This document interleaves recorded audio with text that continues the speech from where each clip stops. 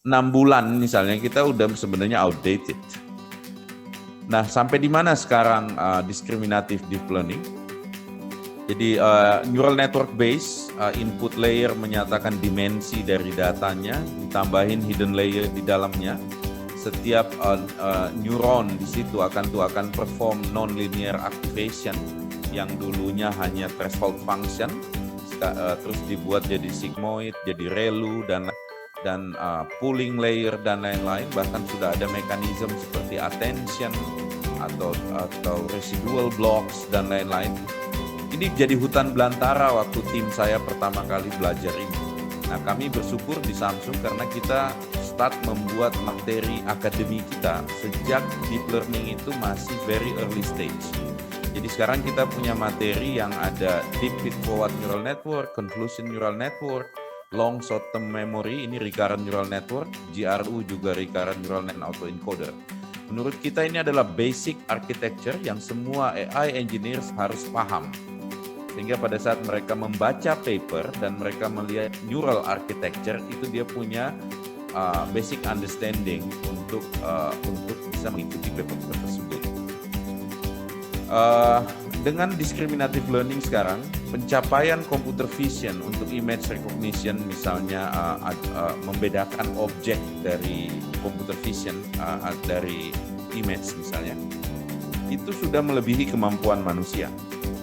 Jadi kemampuan komputer AI sekarang membedakan tipe objek yang awalnya setara dengan anak berumur 6 tahun, sekarang jauh-jauh lebih meningkat. Dan bisa kita bilang AI sudah outperform human being di sisi vision dan image recognition. Karena bisa jadi jumlah objek yang pernah kita lihat seumur hidup itu jauh lebih kecil dibanding komputer yang kita latih dengan semua data yang kita punya. Begitupun dengan speech recognition, kemampuan AI untuk membedakan speech, memahami teks dari speech, atau untuk mengenerate speech dari teks. Jadi speech recognition dan text recognition, text to speech synthetic, itu udah jauh melampaui manusia. Dan yang terakhir adalah natural understanding, misalnya memahami teks, memahami intent dari teks dan lain-lain, itu juga udah jauh lebih precise.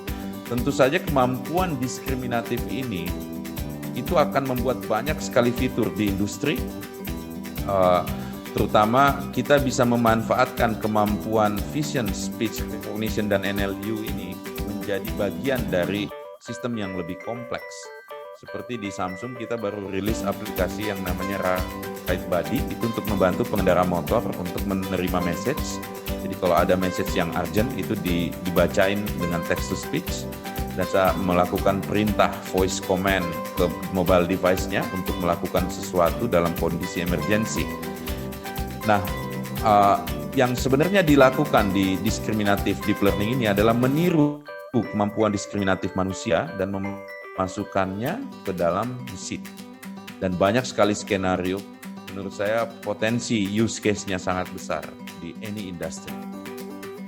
Sekitar tahun 2014, ada perkembangan baru karena selama ini kita selalu hanya diskriminatif model, tapi sekitar 2014 model-model generatif memasuki threshold di mana consumer bisa menikmati hasilnya.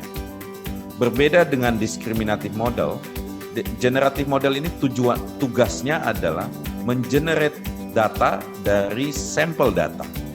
Misalnya saya punya foto koleksi selebriti, saya bisa generate foto baru yang terlihat seperti selebriti tapi tidak ada di dalam data itu. Cara generatif model bekerja itu adalah dengan mengenerate fake sample atau synthetic data dan membandingkan dengan real sample. Jadi ada dua neural network yang dipakai, yaitu generator dan discriminator. Generator itu inputnya adalah latent space, misalnya dari Gaussian random distribution, dia mengenerate image. Dan image yang generate oleh generator akan di-compare dengan real sample. Kita compare-nya dengan probabilistic distance atau statistical distance. Kalau PhD saya pakai teori optimal transport yang dipropose oleh Gerard Monge. Ini dulu adalah menterinya Napoleon Bonaparte. Teori lama, ternyata juga bisa dipakai di GANS. Jadi kita bandingkan real sample dengan fake sample